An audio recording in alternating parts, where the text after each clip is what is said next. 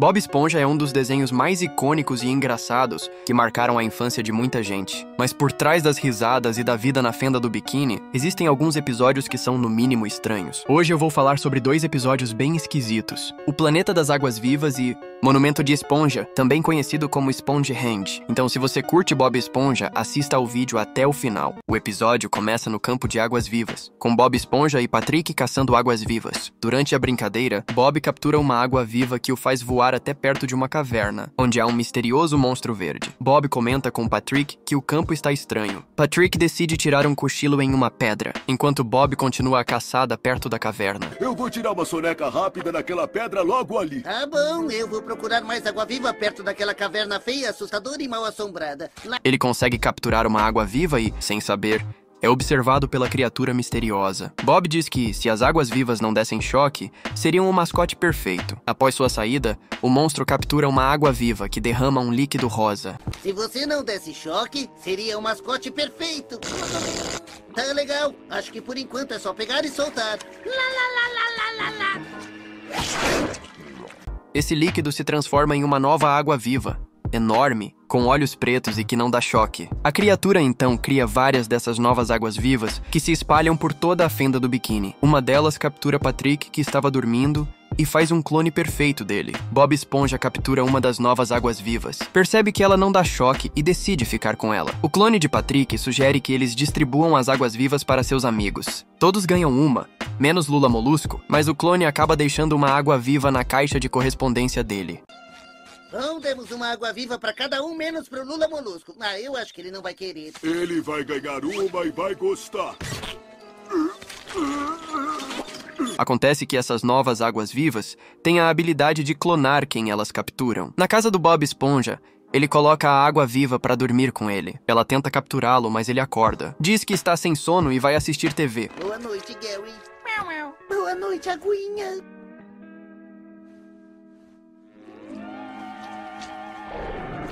Não consigo dormir. A criatura tenta de novo, mas falha outra vez. No dia seguinte, Bob está saindo para o trabalho e deixa a água-viva em uma gaiola. Enquanto ele está fora, a criatura captura Gary e cria um clone dele. No Siri Cascudo, já é possível perceber que os clones tomaram conta da fenda do biquíni. No restaurante, os clones começam a pedir hambúrgueres de siri sem maionese. Um único peixe, ainda não capturado, pede com maionese e todos os clones começam a apontar para ele. Seu siriguejo diz que estão sem maionese e entrega uma das novas águas-vivas para ele. Um hambúrguer de siri sem maionese. Plá. Na verdade, eu quero com maionese em dobro!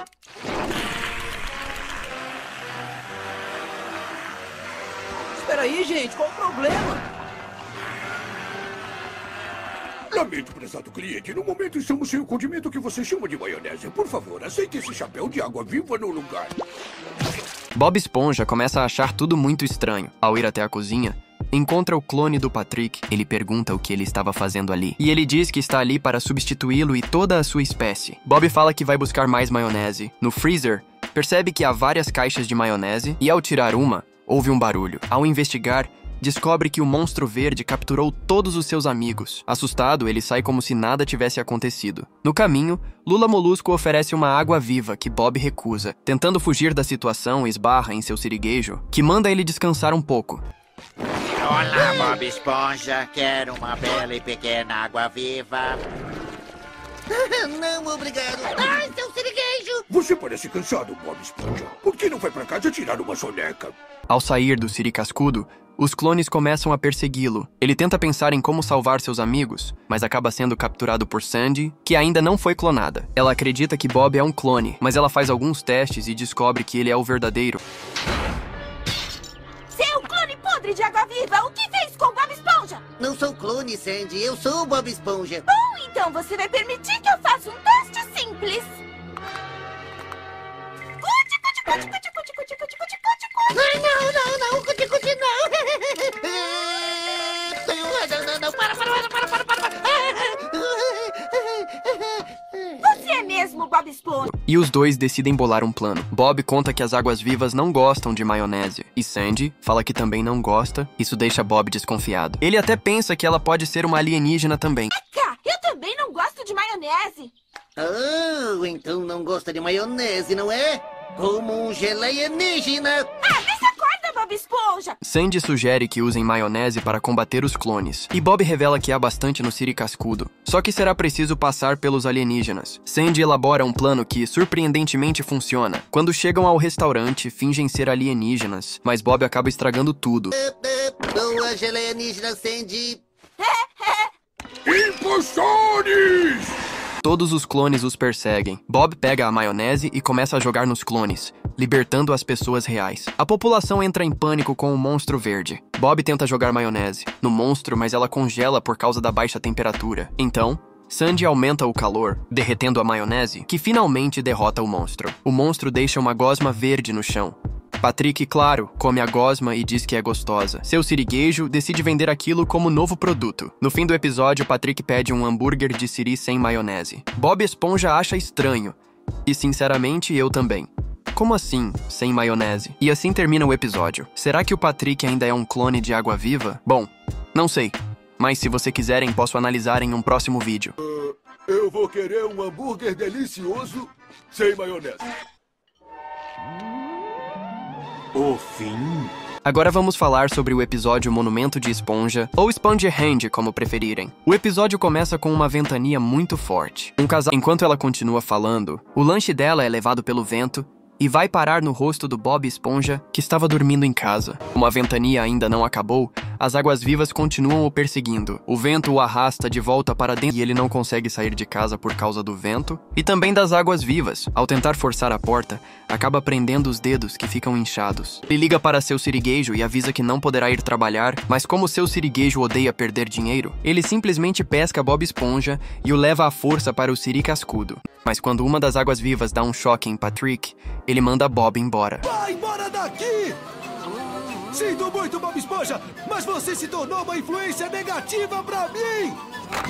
Com a ventania parando, os poros de Bob param de emitir sons, e as águas-vivas voltam a atrair as águas-vivas. Então ele decide criar mais estátuas, dessa vez maiores, e posiciona todas do lado de fora da caverna. E finalmente, as águas-vivas se encantam com o som.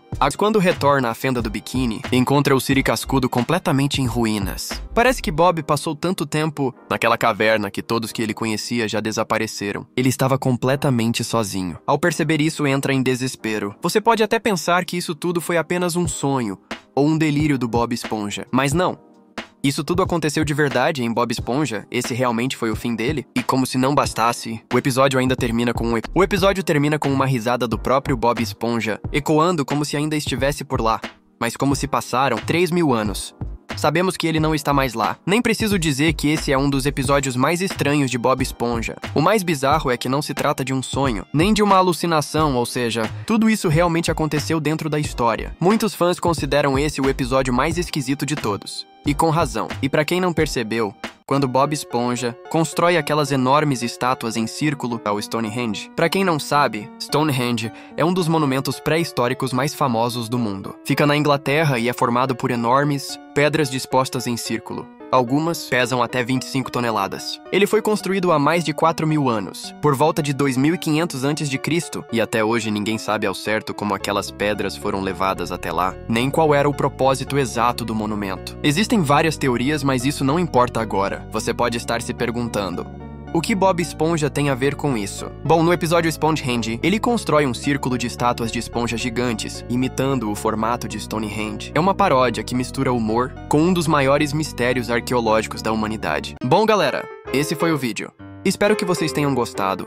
Se você tiver alguma sugestão de episódio do Bob Esponja ou de outro desenho, não se esqueça de comentar.